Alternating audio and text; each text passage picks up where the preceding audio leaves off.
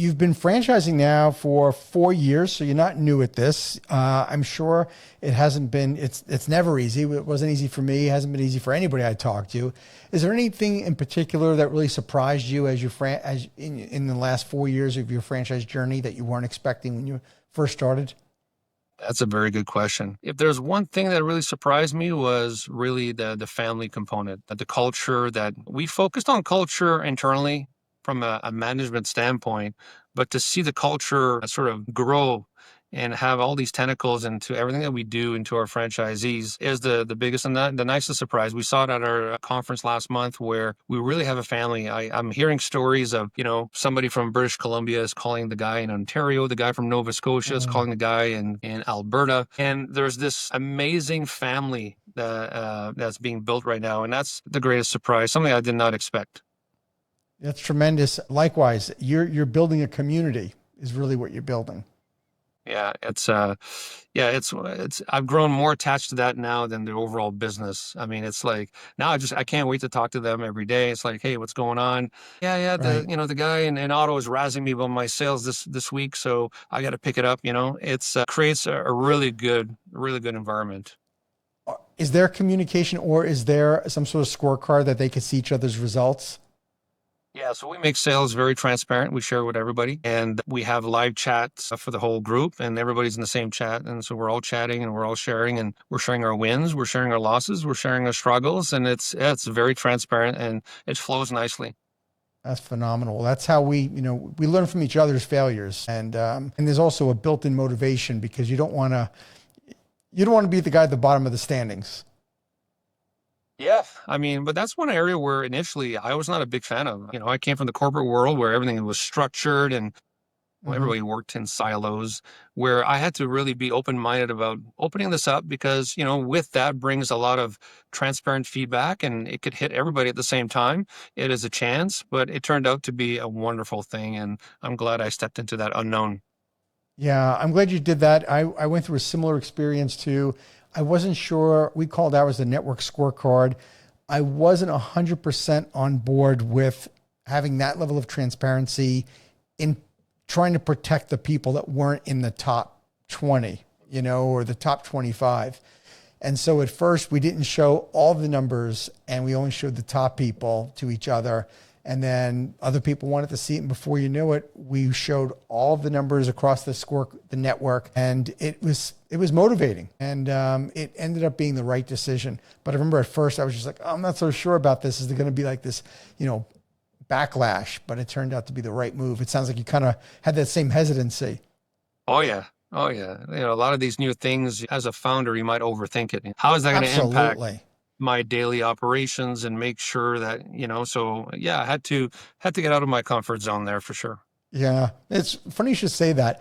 I feel like there were a lot of decisions that I went into thinking ahead of time, like I anticipated it being a big deal, and those ended up being no problem at all.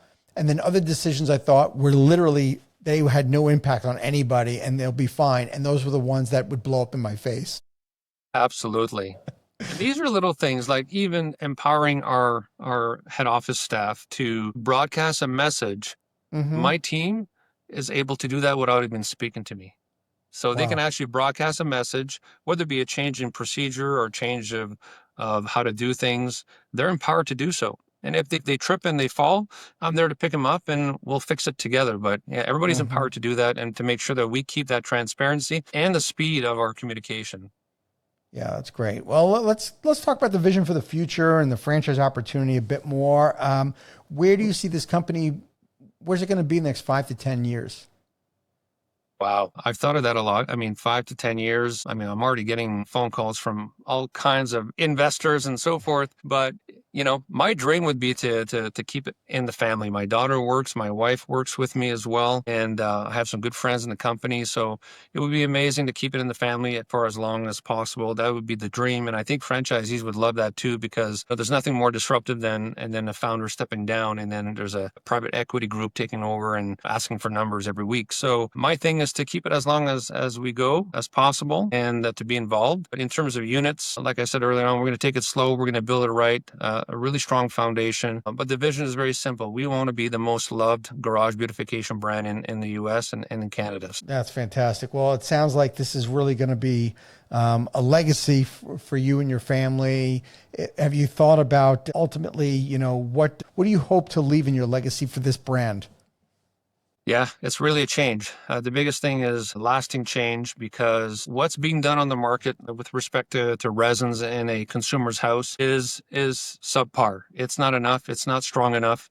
Mm-hmm. It's just enough to make it look good, but it's not strong enough to be a long-term solution. So my lasting thing is to have products that are lasting for life.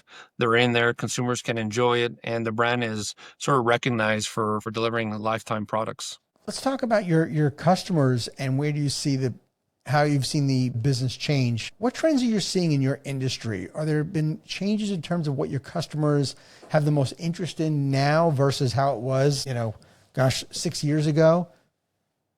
Yeah, in terms of the products themselves, there's maybe some more requirements or more requests on products to help organize a smaller space.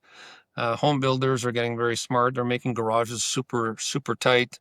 They're trying to put an extra house at the end of the row. So, there's more requests on putting my bikes on the ceiling, putting my stuff up above the car. But consumer behavior is also changing. I call it the Amazon effect, where somebody wants it, they want it now. And for example, same thing with a lead. So if somebody puts an inquiry or texts us for an inquiry, we have a rule. It's the 60-second rule. You need to be there right away, or else they're going to go to the next one. So speed is at a premium now. You need to be fast with leads.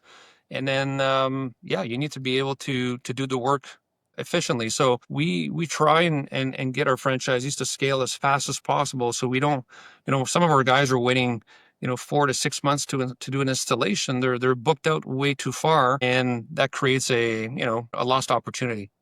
I remember when we met at the IFA, the one thing that stood out to me in our conversation was this wasn't just about garage floors, and it was about the garage beautification business. And the whole game has elevated, right, of what you do and what people expect. You're saying like how builders are making the home smaller, making garages smaller specifically, but people are looking for something a whole lot more than just the floor epoxy. Oh, absolutely. Now it's like, I want to convert my garage with a golf simulator. Or I'm homeschooling my kids, so I want to create a classroom in the garage. Or I have these electric cars, I need to install some EV chargers, and I'm spending a lot of time. I'm actually playing poker in my garage now, so I need to do that with to make it look good. So there's so many garage conversions now that are happening. It's a big room. It's 400 square feet on average. You can do a lot in this room. So yeah, there's just so many possibilities, and people are realizing that I can use this room for a lot more than just parking my car. Thank you for tuning into the Emerging Franchise Brands podcast. For additional insights, guest applications, and to stay connected, visit us at efbpodcast.com.